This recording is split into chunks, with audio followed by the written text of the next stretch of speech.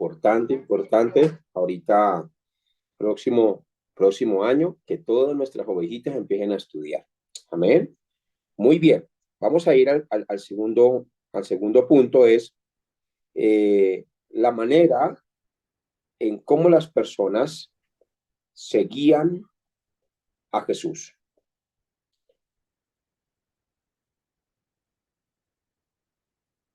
Mateo capítulo 16, versículo 13 en adelante. Vamos a ir, Mateo 16, versículo 13 al 15. Adelante, Alejita. Viniendo Jesús a la región de Cesarea de Filipo, preguntó a sus discípulos diciendo, ¿quién dicen los hombres que es el Hijo del Hombre? Ellos dijeron, unos Juan el Bautista, otros Elías y otros Jeremías, o alguno de los profetas. Él les dijo, ¿y vosotros quién decís que soy yo? Amén. Entonces, unos lo llamaban Juan, otros lo llamaban Elías, otros Jeremías y algunos de los profetas. ¿Por qué lo llamaban así? ¿Y por qué lo veían de esa manera? Porque ese era su trasfondo, el trasfondo de su vida y de su creencia. Eh, Hay una palabra que ahora el Señor trae a mi mente y es Juan capítulo 3, vamos a leer el 10 y el versículo 11, algo que el Señor Jesucristo le explica a Nicodemo de por qué no lo podía reconocer y había sido precisamente por su trasfondo espiritual.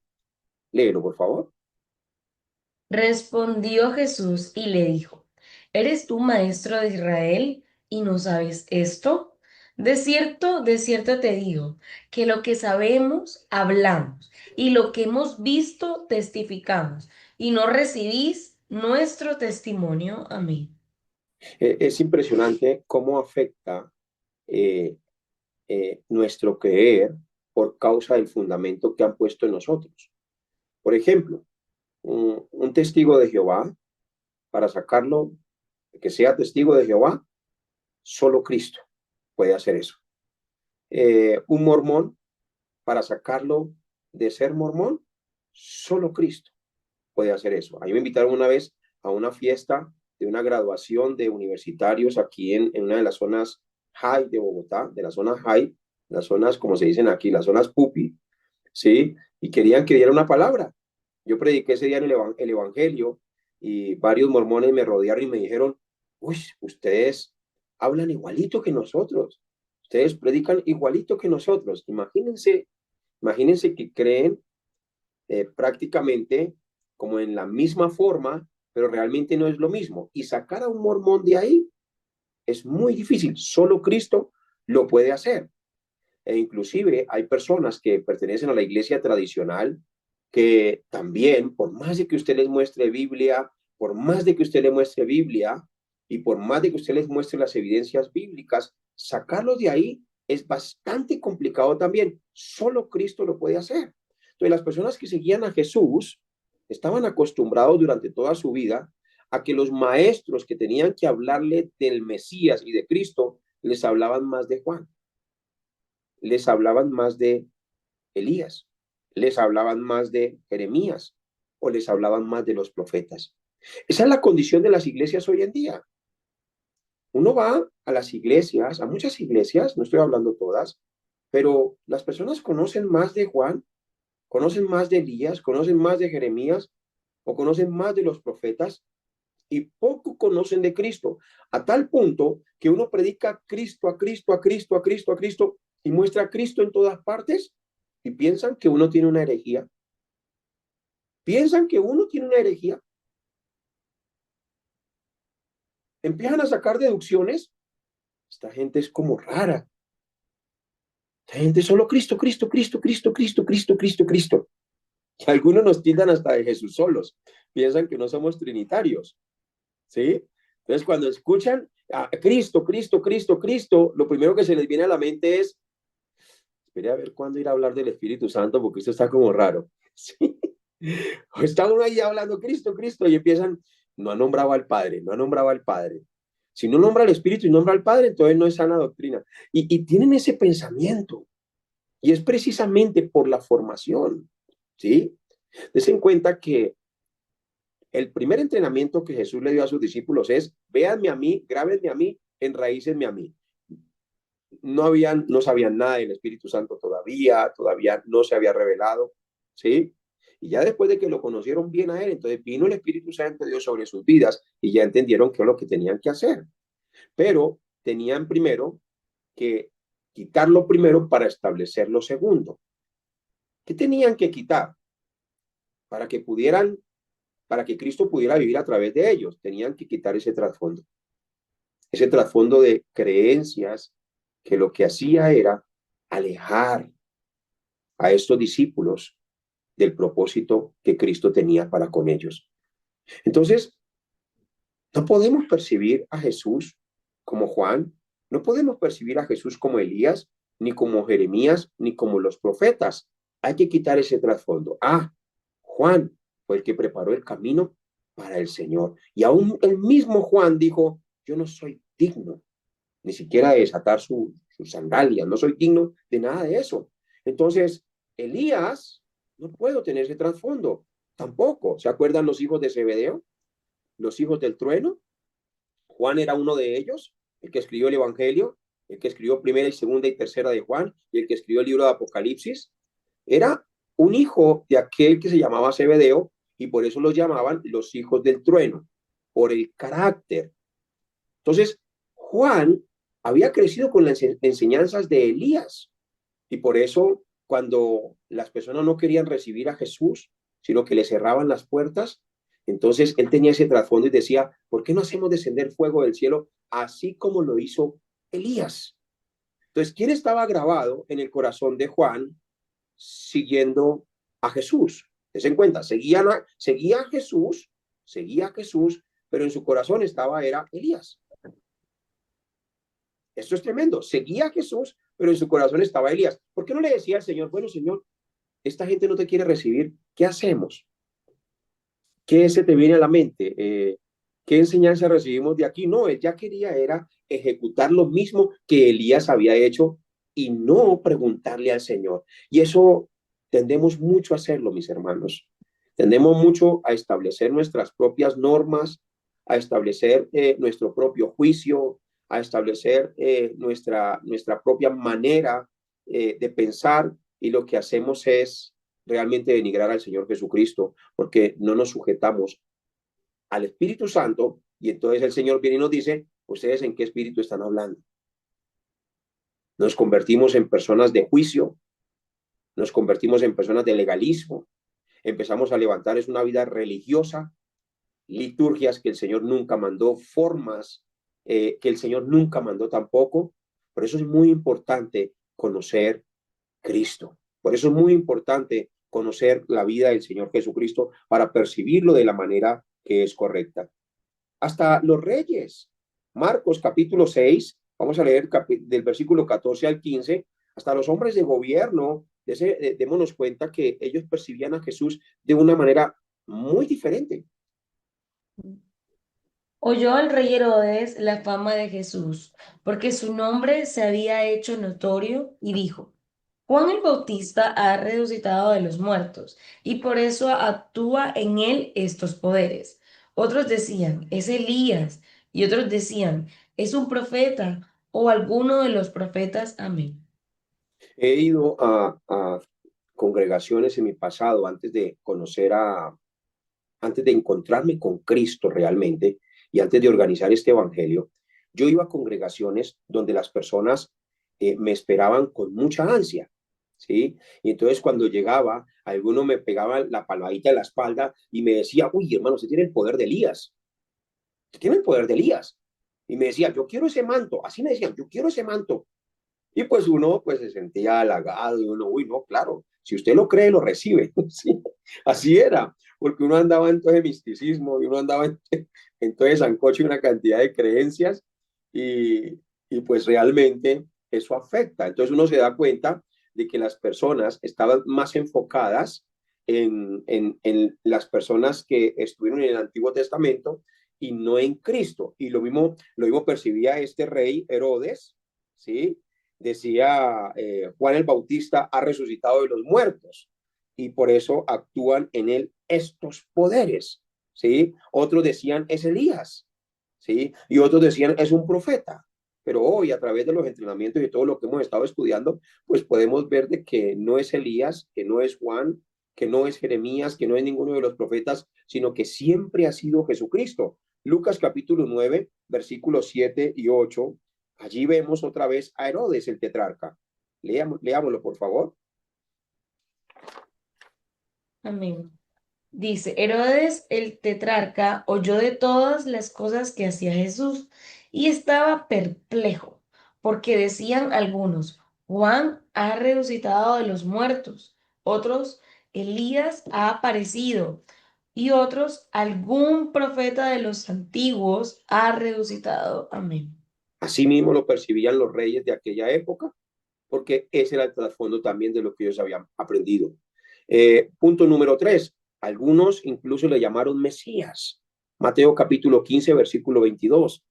Y cuando lo llamaban Mesías, le estaban diciendo, tú eres el Cristo. O sea, aunque unos lo percibían como Juan, aunque unos lo percibían como Elías, otros lo percibían como maestro, otros lo percibían como rabí, pero habían personas que independientemente que estaban separados de Dios y en una condición, digamos, en estatus social baja, media o alta, estas personas al ver a Jesús decían, Él es el Mesías. Leámoslo, por favor. Mateo 15, 22. Sí. Y he aquí una mujer cananea que había salido de aquella región clamaba diciéndole, Señor, hijo de David, ten misericordia de mí. Mi hija es gravemente atormentada por un demonio. Amén. Cuando utilizaban la palabra Señor, hijo de David, recuerden que siempre, siempre, siempre, siempre, por las profecías, Jesús, el Mesías, tenía que nacer de esa tribu, ¿sí? De esa tribu, de la tribu de Judá, que era la cual pertenecía David, y de allí tenía que venir el Cristo. Por eso, cuando le decían hijo de David, estaban diciendo, tú eres el Mesías, el Cristo que estábamos esperando. Lucas capítulo 18, versículo 38.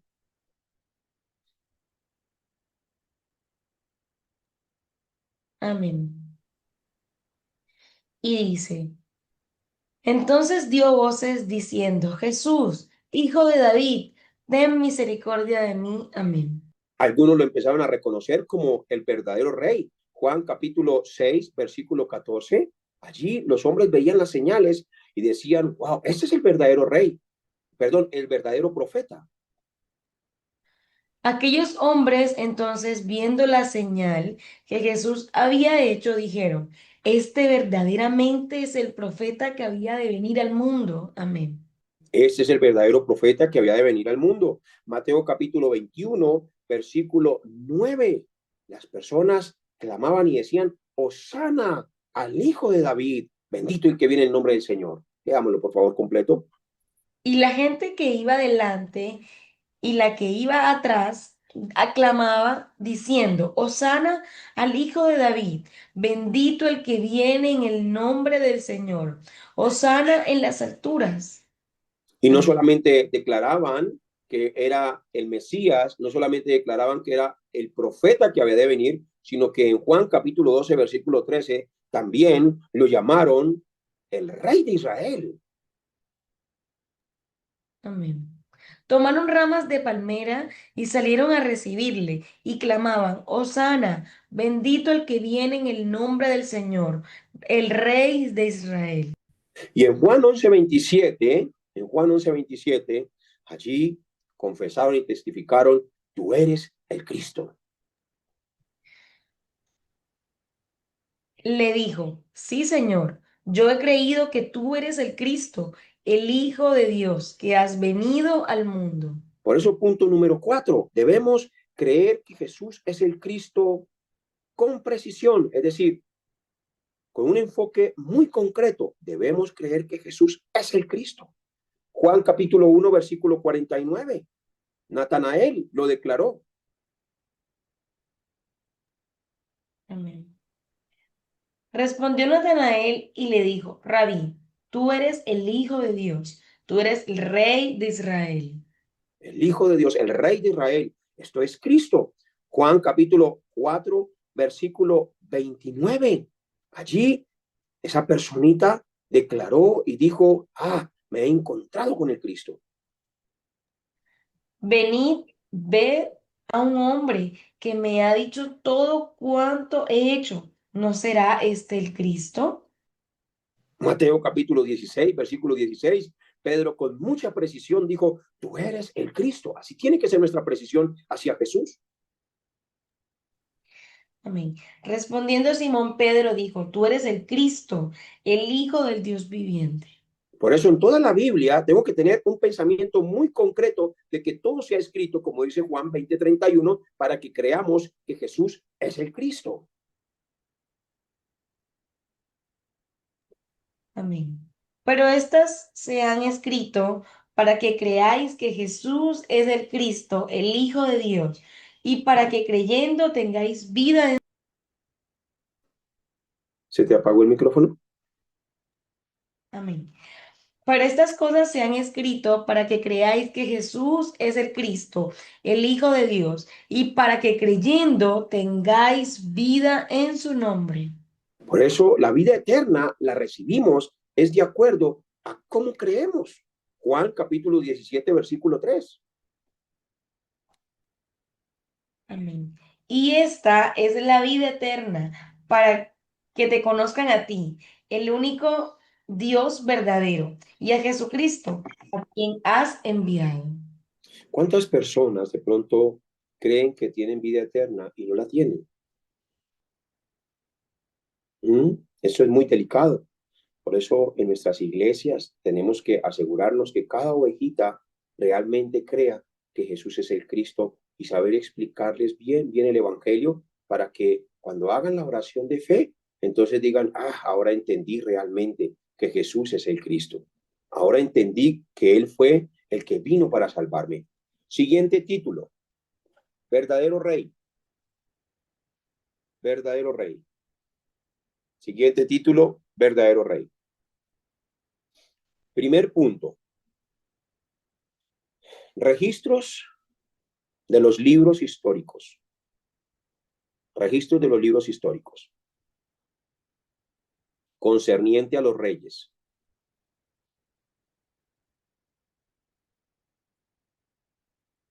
Antes de la división del reino, antes de que el reino fuera dividido, hubieron tres reyes muy importantes, que fueron Saúl, David y Salomón. Tres reyes muy importantes que fueron Saúl, David y Salomón.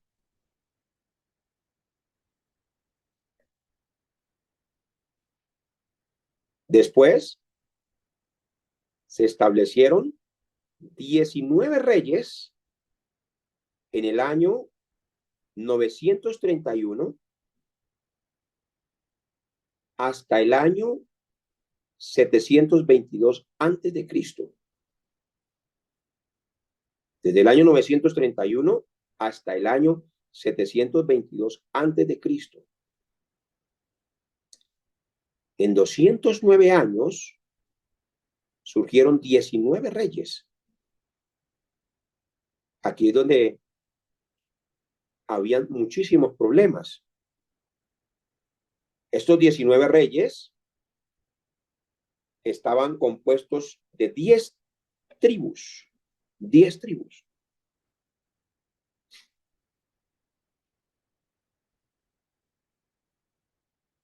Esto fue en Israel del Norte. Pongan allí, en Israel del Norte. Israel del Norte. Quien originó todo esto del reino de Israel en el norte fue un hombre llamado Jeroboam. Pongan allí, Jeroboam. Este rey debía guiar a Israel, al pueblo de Dios, en la misma dirección con Dios, pero lo que hizo fue guiarlo al pueblo hacia la idolatría. E inclusive hizo que se construyera un becerro de oro para llamarlo Dios.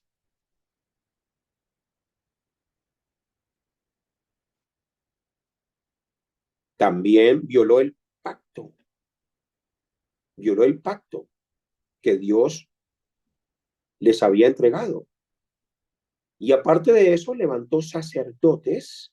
Estoy yendo despacio para que vaya tomando apuntes. Aparte de eso, levantó sacerdotes que no eran de la tribu de Leví. Recuerden que el sacerdocio que había sido escogido para guiar al pueblo de Israel había sido el sacerdocio de la tribu de Leví. Hoy en día ya no estamos en el sacerdocio de la tribu de Leví. ¿Sí? Tienen que tener eso muy presente. Algunos dicen, no, aquí están los levitas. No, primero los levitas eran del pueblo de Israel. No eran rolos ni antioqueños ni nada de esas cosas. Nosotros somos gentiles. Entonces nosotros no somos levitas. No. Yo, por ejemplo, soy de Biotá. Pastor Alejandro creo que es rolo. ¿De dónde es el pastor Alejandro? Creo que es rolo. Barbosa, Santander. Exacto, no tiene nada de levita. Y el pastor no es mexicano, ni habla, ni el acento lo tiene de levita tampoco. Entonces no traigamos como el pasado al presente porque todo era sombra de lo que había de venir. Pero en este tiempo, el rey Jeroboam y todos estos reyes tenían que seguir el pacto de Dios y lo que hicieron fue cambiar el sacerdocio de los levitas e implementar un sacerdocio que no era de la tribu de Leví. Empezaron a celebrar empezaron a celebrar fiestas en fechas diferentes a las que Dios había establecido. Así era este sacerdocio. Es decir, de que estos sacerdotes, presten mucha atención aquí porque aquí viene una enseñanza muy importante para nuestras iglesias y para los ministerios que Dios nos ha entregado. Este sacerdocio no se aferró a lo que Dios había establecido, sino que empezaron a establecer otras cosas muy diferentes a las que Dios había mandado. ¿Estamos aquí todos? ¿Qué es lo que ha pasado hoy a nivel mundial en las iglesias? Precisamente eso. El sacerdocio se ha corrompido. No hablo de todos, no generalizo, pero el sacerdocio se ha corrompido. ¿Y cómo se ha corrompido? Que muchas iglesias están ahora adorando es el becerro de oro. Muchas iglesias están con un sacerdocio que se salió del diseño de Cristo, pero usan el nombre de Cristo, como en Mateo capítulo 7, leámoslo por favor, versículo 21 al 23. Un sacerdocio muy diferente. Amén. No todo el que me dice Señor, Señor, entrará en el reino de los cielos, sino el que hace la voluntad de mi Padre que está en los cielos. Muchos me dirán en aquel día, Señor, Señor, ¿no profetizamos en tu nombre y en tu nombre echamos fuera demonios y en tu nombre hicimos muchos milagros? Y entonces les declararé, nunca os conocí, apartaos de mí, hacedores de maldad. Entonces, estos hombres, estos sacerdotes que habían sido puestos por estos reyes, por estos gobernantes, resulta que pensaron que estaban haciendo las cosas bien, pensando a su manera. Y el peor error que uno puede cometer como sacerdote o como hombre de Dios es empezar a vivir una vida de fe por intuición o por pensamiento propio. Por eso Salomón en Proverbios capítulo 3 decía, no sean sabios en su propia opinión. Fíjense de Jehová con todo vuestro corazón y no se apoyen en su propia prudencia. Entonces, aquí ellos empezaban a apoyarse en su propia prudencia, a establecer su propio sacerdocio, a establecer sus propias reglas, sus propios días de fiesta. El pueblo de Israel tenía que tener un calendario de fiestas en el año, pero ellos cambiaron el calendario, cambiaron los días de fiesta, y es lo mismo que estaba haciendo en el principio el enemigo con Adán y Eva. No se aferren a la palabra de Dios. No se aferren a la palabra de Dios. Entonces, el diablo siempre ha querido cambiar todo. Fue lo mismo que sucedió, por ejemplo, en Génesis capítulo 11, versículo 1 al 3. ¿Sí? No se aferren a la piedra. Mejor métanle ladrillo. Cuando ellos empezaron a construir la torre de Babel, cambiaron la piedra y le metieron ladrillo. Pero, ¿cómo eran antes? Tenían una misma voz, unas mismas palabras, un mismo pensamiento, pero todo lo cambiaron. Y aquí el rey Jeroboam empezó a hacer lo malo delante de Dios y lo peor es que llegó al sacerdocio. Fue una influencia tan poderosa que el mismo sacerdocio levítico fue cambiado por un sacerdocio muy diferente. Tenemos que tener mucho cuidado que la influencia gubernamental, la influencia del gobierno, mis hermanos, que opera bajo la brujería, que opera bajo un sacerdocio que no es precisamente sacerdocio de Cristo, resulta influenciando con poderes oscuros a los mismos pastores hacia las corrientes que ellos llevan.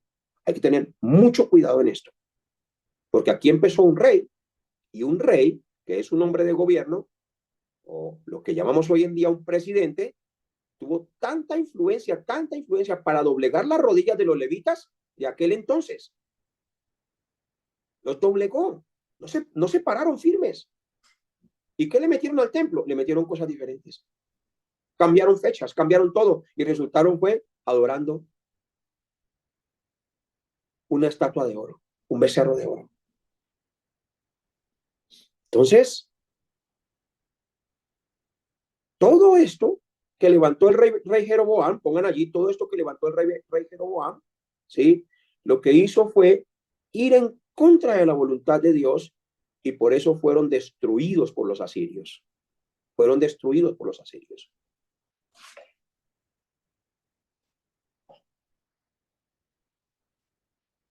Ahora ya analizamos los reyes de Israel del norte, pero ahora vamos a analizar los reyes de Israel del sur, que era donde estaba la tribu de Judá. Hubieron 20 reyes, 20 reyes. Desde el año 931 antes de Cristo, hubieron 20 reyes, hasta el año 587 antes de Cristo. Es decir, que en un lapso de 344 años hubieron 20 reyes. En Israel del norte, en 209 años, 19 reyes, y en Israel del sur, Judá, hubieron 20 reyes. Entonces estaba allí la tribu de Judá y la tribu de Benjamín. Pongan allí tribu de Judá y tribu de Benjamín. Se levantaron un prototipo de reyes muy diferentes a los que se levantaron con Jeroboam. Los reyes que se levantaron de la tribu de Judá y en Benjamín fueron Ezequías, que fue un gran rey, Ezequías. Otro rey llamado Josías. Estos reyes siguieron el camino de David. El camino de David.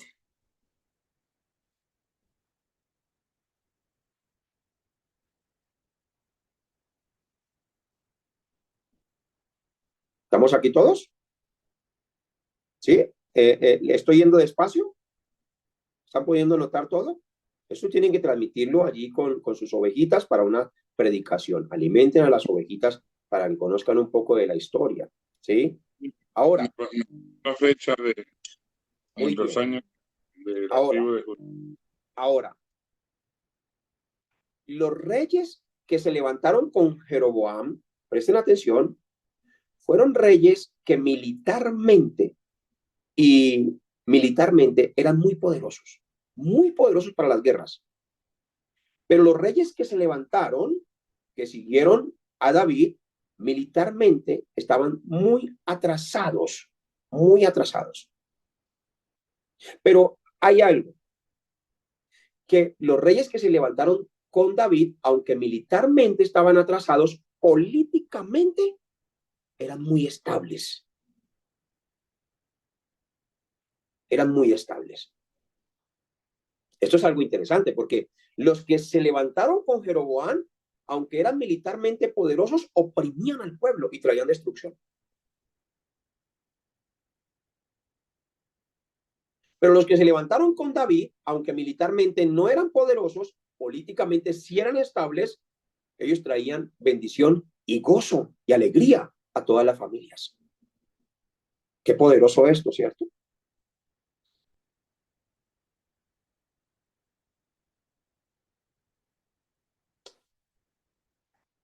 Ahora, punto número 2. El mensaje de Dios a través de la historia. El mensaje de Dios a través de la historia. Ya vimos que en la historia de Dios hubieron reyes. Hubieron muchos reyes en la dispensación de los tiempos. Vamos a leer Proverbios capítulo 29, versículo 2.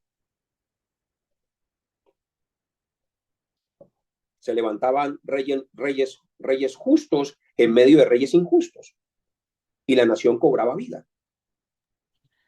Cuando los justos dominan, el pueblo se alegra, mas cuando domina el impío, el pueblo gime. Lo mismo que sucede hoy en los gobiernos a nivel mundial, ¿sí? Por ejemplo, ahorita el engaño de Hamas, si se dan cuenta, esos gobernantes engañan al pueblo, envían muchas ayudas, y solo están culpando a Israel, pero el pueblo gime. Ya el pueblo se dio cuenta de que los están engañando, de que los están matando, de que los están destruyendo y que están utilizando la economía de ellos solamente para levantar armamento militar, solamente para hacer guerras. Entonces, ¿cómo está el pueblo? El pueblo gime. ¿Qué sucede en Venezuela? El pueblo gime. ¿Qué sucedía, por ejemplo, con los gobernantes en El Salvador antes de que Nayib Bukele pasara al poder? El pueblo gime. ¿Qué sucede en Corea del Norte? Mire, Corea del Norte ahorita le está declarando la guerra a Corea del Sur. Corea del Sur se convirtió en una nación cristiana próspera, donde la gente no gime, la gente vive muy prósperamente, ¿sí? ¿Y cómo es Corea del Norte? Ellos tienen muchísimo dinero, son poderosos económicamente, tienen un ejército muy grande, pero el pueblo gime. Allá usted lo hallan con un versículo y lo matan, y le matan toda la familia. Lo digo por testimonio, de un testimonio que escuché de una norcoreana que se alcanzó a escapar porque le cogieron un versículo de la Biblia allá en su casa, y entonces una amiga le avisó, se llevaron a su familia y los van a matar por una escritura que les encontraron en casa, y resulta que ella se alcanzó a escapar con su hijo, pero cuando iba cruzando la frontera para llegar hasta Corea del Sur, ¿sí? Cuando iba llegando a la frontera para cruzar a Corea del Sur, resulta y pasa que iba corriendo tan rápido, que se tropezó y su hijo se cayó. Y le disparaban, y cuando estaban disparando, esas balas alcanzaron a su hijo, y su hijo quedó sangrando en el piso, y ella alcanzó a cruzar la frontera solo porque le encontraron un versículo de la Biblia en la casa. Ese testimonio lo recibimos de ella misma en una de las conferencias de misiones que tuvimos allá en Corea. Imagínense, puede ser un ejército muy poderoso, como Jeroboam, pero allí levantaron un becerro de oro. Entonces, cuando el justo gobierna, el pueblo se alegra, pero cuando el impío gobierna, el pueblo gime. Ahora, cuando hablamos de justo, mis hermanos, no quiero que malinterpreten esto tampoco. No necesariamente tiene que ser un cristiano. Bueno, porque es que muchos piensan, no, que tiene que gobernar el pastor o tiene que gobernar un líder de la iglesia. No. Cuando habla de justo, habla de una persona que tiene temor de Dios. Tiene temor de Dios. En la Biblia hay muchas personas que realmente no conocían a Dios, pero tenían temor de él, como Cornelio. Cornelio tenía temor de Dios y hacía que su familia tuviera temor de Dios. Entonces, no necesariamente tiene que ser un cristiano. ¿Por qué? Porque eso lo que hace es como volvernos sectaristas, ¿sí? Y hay que tener mucho cuidado en no caer en ese sectarismo. No, tiene que ser cristiano, porque si no, entonces no se puede. No caigamos en eso. Hay hombres muy justos que de pronto han pertenecido al catolicismo, pero tienen mucho temor de Dios y han gobernado muy bien en diferentes países. ¿Me estoy haciendo entender? Entonces no tenemos que cerrar nuestra mente, pero tiene que ser un hombre que teme a Dios, un hombre que realmente tiene principios, un hombre que realmente apoya la vida, un hombre que no apoya el aborto, un hombre que, si lo ponen a escoger entre el homosexualismo y la ideología de género, escoge papá y mamá y se fundamenta en esto. Pues así tenemos que ser nosotros también al escoger principios de personas que estén en el gobierno. Porque cuando el justo gobierna, el pueblo se alegra. Pero cuando el impío gobierna, el pueblo gime. Entonces, en hubo un tiempo donde hubieron reyes como David, Asaf, Jehoshafat, Joás, Ezequías, Josías. Y estos reyes tuvieron la característica de que destruían todos los altares que levantaban de paganismo. Ellos acababan con todo eso, ¿sí? Muchos, por ejemplo, critican a Trump. No sé si alguno está de acuerdo o no está de acuerdo, solamente quiero dar un pensamiento, ¿sí? Yo a Trump lo veo como uno de estos reyes. Habían quitado la Biblia de los colegios y él dijo, hay que volver a poner la Biblia en los colegios. Habían puesto los baños para que el niño y la niña entrara con un adulto, hasta con pedófilos, y él vino y quitó todo eso.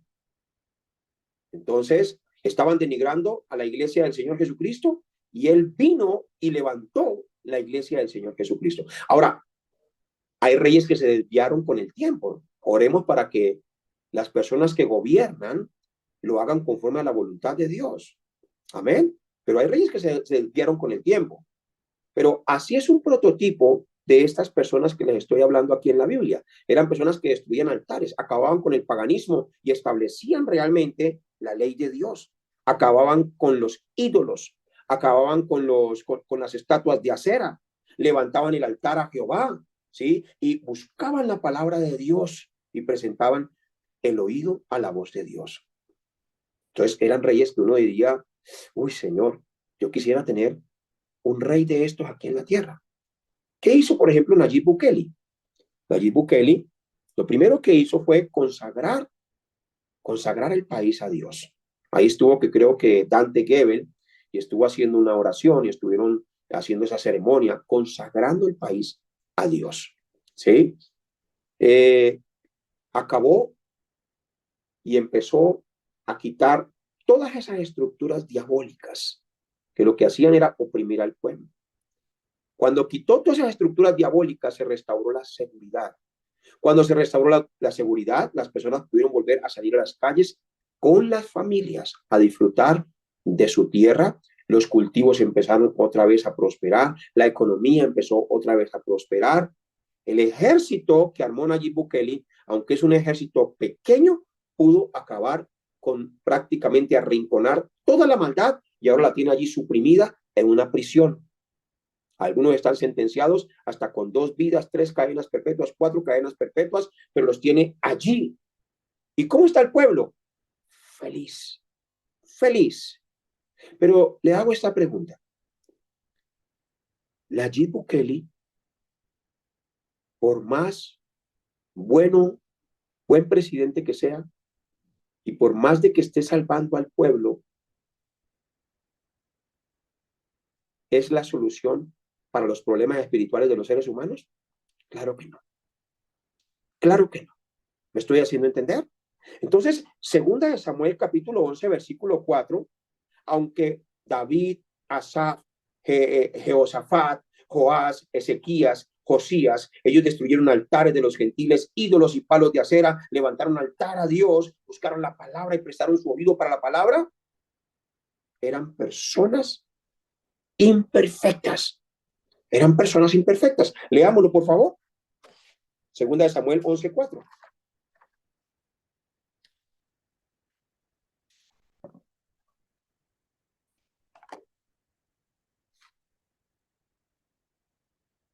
Amén.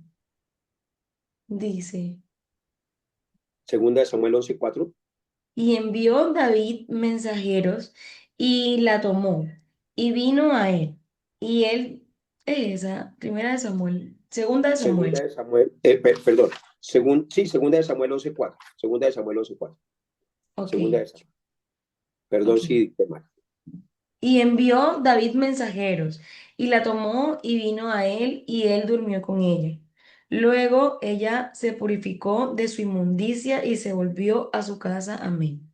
Entonces, era un hombre que se aferraba a la palabra, destruía altares, prestaba su oído a la voz de Dios, acababa con todas las estatuas de acera Más sin embargo, era un rey imperfecto.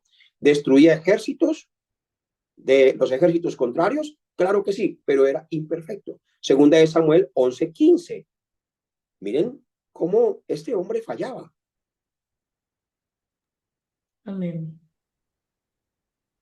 Y dice, y escribió en la carta diciendo, poned a Urías al frente, en lo más recio de la batalla, y tiraos de él, para que sea herido y muera.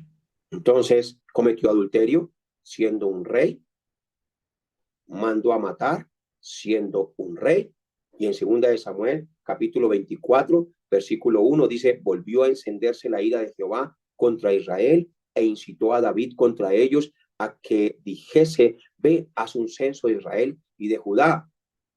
Se le subió la vanagloria. Entonces censó el pueblo no para contárselo para Dios, sino para contárselo para él mismo. Tengo mucho pueblo que me sigue, mucho pueblo que me sigue. Censó el pueblo. Ese fue el peor pecado que cometió David también, porque quería como glorificarse a él mismo. Adulteró, mató y por un momento quiso ser semejante al Altísimo. Voy a volver a repetir esto. Adulteró, mató y por un momento el diablo lo tentó a querer ser semejante al Altísimo. Entonces, aunque era un rey, no podía destruir las obras de Satanás. También él necesitaba esa salvación. Amén. Entonces, se necesitaba un rey verdadero. Punto número 3. Pongan allí, rey verdadero. Punto número 3, rey verdadero. Un rey verdadero que gobernara los corazones y las vidas enteras. Salmos capítulo 2, voy a leer. Salmos capítulo 2, versículo 6. Dice, pero yo he puesto mi rey sobre Sión, mi santo monte. Entonces Dios ya tenía preparado su rey, porque David, porque Jehoshafat, porque Joás, Ezequías y Josías, aunque tenían un gran corazón y querían ayudar al pueblo, ellos mismos también necesitaban ayuda porque eran hombres imperfectos. Y Salmos 18:50 dice, grandes triunfos da a su rey, grandes triunfos da a su rey y hace misericordia a su ungido, a David y a su descendencia para siempre. Entonces, se necesitaba un rey que tuviera misericordia de los reyes de la tierra, pero era un rey muy diferente porque David era un hombre imperfecto, repito, adulteró, mató y fue tentado por Satanás para ser semejante al Altísimo, haciendo un censo creyendo que el pueblo le pertenecía a él, cuando el pueblo le pertenece a Dios. Necesitaba ser libre de las obras de Satanás también. Por eso, Salmos 18:50, grandes triunfos da a su rey y hace misericordia a su ungido, a David y a su descendencia para siempre.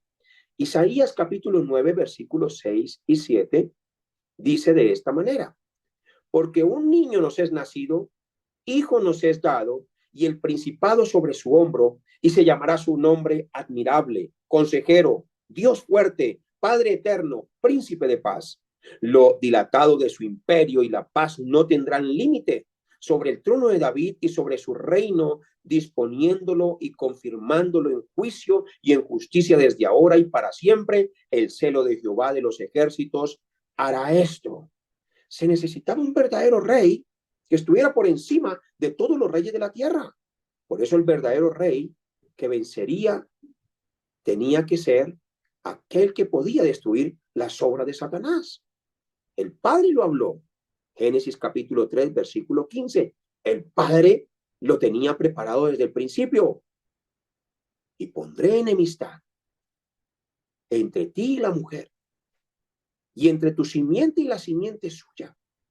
Esta te herirá en la cabeza y tú le herirás en el calcañar. Tenía que levantarse un rey con la autoridad suprema que destruyera la autoridad de Satanás aquí en la tierra. Isaías 9, del 6 al 7, me están preguntando. También en Hebreos capítulo 2, versículo 14, dice, Así que por cuanto los hijos participaron de carne y sangre, él también participó de lo mismo para destruir por medio de la muerte al que tenía el imperio de la muerte, esto es, el diablo. Solo el verdadero rey podía destruir y cumplir las profecías que el Padre había dado desde el principio. La simiente de la mujer herirá la cabeza de la serpiente. Solo el verdadero rey podía, por medio de su muerte, destruir el imperio de la muerte, esto es, al diablo. Primera de Juan, capítulo 3, versículo 8. El que practica el pecado es del diablo, porque el diablo peca desde el principio. Para esto apareció el verdadero rey, el Hijo de Dios, para deshacer las obras del diablo. Ese verdadero rey es Jesucristo. Juan capítulo 1, versículo 49. Ese verdadero rey es Jesucristo. Respondió Natanael y le dijo: Rabí, tú eres el Hijo de Dios, tú eres el Rey de Israel. Ese es el verdadero Rey, Jesucristo. Hechos, capítulo 5, versículo 31. Hechos, capítulo 5, versículo 31. A este Dios ha exaltado con su diestra por príncipe y salvador para dar a Israel arrepentimiento y perdón de pecados. Solo el verdadero Rey, Jesucristo. Apocalipsis, capítulo 1, versículo 5. Y de Jesucristo, el testigo fiel, el primogénito de los muertos y el soberano de los reyes de la tierra, al que nos amó y nos salvó de nuestros pecados con su sangre. Porque Él es el Rey de reyes, el verdadero Rey de los reyes. Apocalipsis capítulo 17, versículo 14. Pelearán contra el Cordero, y el Cordero los vencerá, porque Él es Señor de señores y Rey de reyes, y los que están con Él son llamados, elegidos y fieles. Entonces, solo el verdadero Rey podía destruir las obras de Satanás, y solo el verdadero Rey podía hacer lo que los demás reyes no podían hacer. Les bendigo en el nombre de Cristo Jesús. Vamos a un descanso.